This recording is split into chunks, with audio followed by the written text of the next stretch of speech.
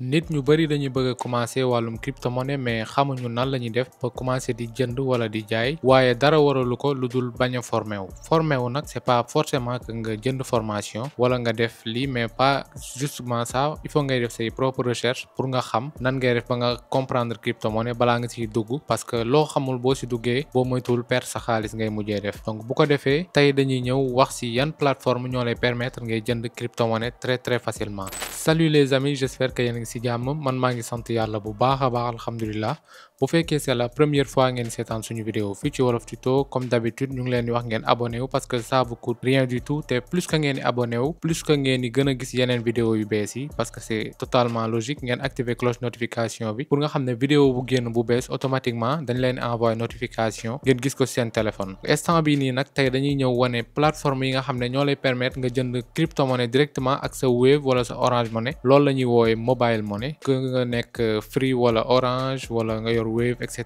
parce que yooyu lañ nit ñi di gën a utiliser que ay carte bancaire parce que la plupart nit ñi ne Sénégal même yeneen dëkk yi sax maîtriser wuñu bu baax wàllum paiement en ligne carte bancaire etc. donc avant ñuy continuer je tiens à vous dire que am naa formation bu nga xam ne 100% wolof la ci wàllum crypto-monnaie ak ay vidéo yoo xam ne pré-enregistré maanaam vidéo yoo xam ne dañ ko enregistré ba pare def ko ci benn canal Telegram privé boo xam ne boo fayee nga si mën a dugg paiement bi nag c'est possible en 2 tranches maintenant parce que wax naa ko ci groupe WhatsApp bi waaye aussi malheureusement que sama groupe WhatsApp bi 1025 personnes maximum la mën a jël je savais pas que WhatsApp dafa amoon limite boo xam ne yam na ay plus de 1025 personnes parce que yaakaaroon naa ni dépassé na ko waaye je vous invite ngeen rejoindre sama groupe Telegram boo xam ne amul limite yaakaar na lien bi naa ko bàyyi ci description bi naa ci bind groupe Telegram en grand comme ça ngeen bu ngeen ko gisee ngeen ba si mën a rejoindre canal Telegram bi ak groupe Telegram bi ngeen di jot news yu may partager comme ay des fois yenn token yi wala yenn airdrop yeeg yooyu noonu yi nga xam ne des fois sax duma ko partager ci YouTube bi bu ngeen ko bëggee rejoindre automatiquement mu ngi ci description bi te ñu intéressé ci formation bi dinaa ko def premier lien bi ne ci commentaire yi bu ko defee nag dañuy wax ci plateforme yi nga xam ne ñoo lay permettre ngay jënd crypto-monnaie yu ci gën a ndaw ba yi nga xam ne ñoo ci gën a mag yi ñuy gën a utiliser incha allah balaa ñuy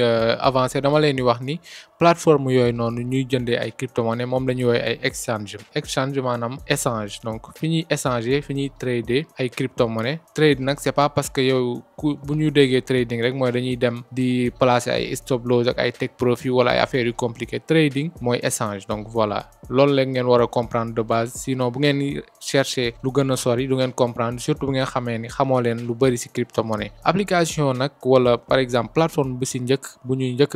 wax moom mooy EasyChange parce que yàgg naa ci wax EasyChange nag moom laa doon njëkk utiliser di jënd ay crypto-monnaie auparavant parce que plateforme bu fluide la en plus def nañ ay mise à jour te lu ci gën a neex plateforme boo xam ne ay africains ñoo ko créé donc pour mën a jënd ay crypto-monnaie à partir de sa mobile money ni nga ko mën a jëndee foofu mën nga ko jaay aussi à partir de sa mobile money directement ci EasyChange te très facile à utiliser dinaa bàyyi lien wu EasyChange bi ci description bi beneen bi ci topp nag moom mooy CoinEx donc CoinEx nag benn plateforme la boo xam ne dalay permettre ngay garder say crypto-monnaie di jënd di jaay donc di def lépp maanaam comme yeneen plateforme yi di def rek donc c'est très fluide en plus moom dina la permettre nga gis ay vendeurs yu bari comme am na méthode peer to peer maanaam ñaari vendeurs yi nga xam ne dañuy ne ci benn plateforme bi mu am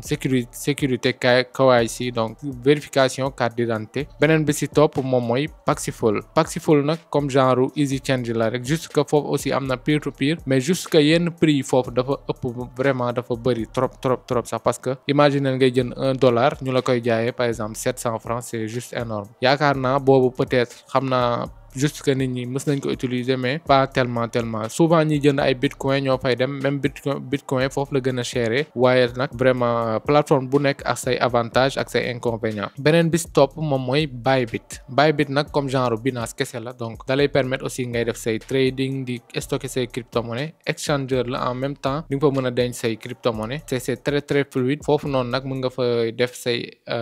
temps yi la génn mais bu yàgg ba amul woon trading peer to peer boo xam ne dina accepter franc CFA parce que franc CFA dëkk yu mu am bëriwul moo tax souvent balaa muy ñëw ci yenn plateforme yi day compliqué moo tax instant bi nag heureusement que léegi commencé na bëri ay plateforme yu nga xam ne dañuy accepter franc CFA bi comme dañ fay intégrer peer to peer donc voilà parce que c'est excellent puisque ñun monnaie bu ñu utiliser Sénégal franc CFA la donc il est probablement que ñuy utiliser plateforme yi nga xam ne franc CFA la ñuy utiliser bu ñu paree ci boobu ñu wax ci bis topp muy OKX wallet donc OKX beneen plateforme la la boo xam ne c'est très facile boo xam ne dina la permettre ngay jënd ay crypto-monnaie di ko jaay juste que des fois aussi yenn valeur par exemple mën nga gis bi Bybit ñu fay jaayee $600 nga gis OKX ñu fay jaayee 620 donc des fois yenn valeurs yi même yenn traders yi sax des fois ñoom ñooy jël benn valeur bu ñu ko defee fii donc demal ci plateforme bee di fa jaayee leneen loolu moom juste que business juste que des fois aussi plateforme yi nga xam ne bëriwul ay jaaykat wala ay jëndkat foofu noonu day xaw a am benn déséquilibre ci maanaam taux d'échange bi day xaw a doy waar tuuti moo tax après aussi en dernier lieu dañuy wax ci Binance bu ngeen gisee souvent la vidéo yu ngeen gis may def ci Binance kese laay wax parce que instant bii nii moom mooy plateforme bu ñu gën a utiliser ci wàllum crypto-monnaie même bu nekkul Sénégal waaye Sénégal la plupart nit ñëpp ci la ñuy jëndee crypto-monnaie di ko jaay même bu nekkee par exemple nit ki nii moo leen di jaay crypto-monnaie dañ koy acquérir seeni Binance la plupart nit ñi xamuñu par exemple yenn plateforme yeeg yooyu moo tax vidéo bi tey loolu moo ko indi Binance nag benn plateforme bu lay permettre ngay def say échange de crypto-monnaie en franc CFA donc vice versa mën nga jënd crypto-monnaie ak franc CFA mën nga jël franc CFA def ko crypto-monnaie jël crypto-monnaie def ko franc CFA donc c'est très facile aussi à comprendre pour ñi ko comprendrewul def naa ay vidéo yi nga xam ne gratuitement ci Binance yépp mu ngi ci chaîne bi bu fekkee loolu doyatu la mën nga jël formation bi pour gën a mën a comprendre Binance parce que formation bi Binance lañ ci gën a mettre en valeur te loolu c'est très intéressant bu ko defee bu ñu waxee par exemple ci wallet yooyu noonu yëpp ci exchanger yooyu di la mën a permettre ngay jënd crypto-monnaie EasyChange CoinEx Paxful Bybit OKX ak Binance donc dañ koy classer ci ay niveau parce que bu ñu xoolee comme EasyChange ak Paxful ñoo xaw a nuroo mais juste que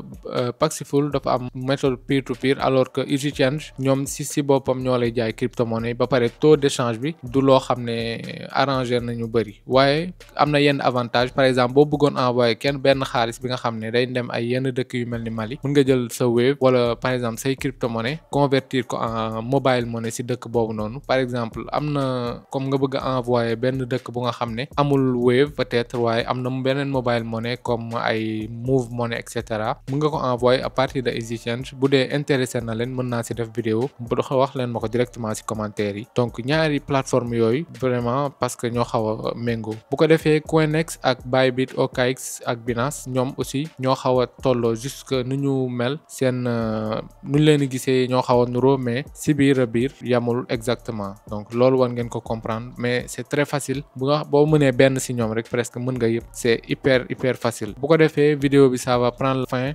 inch'Allah ñu retrouver aussi yeneen vidéo merci ciao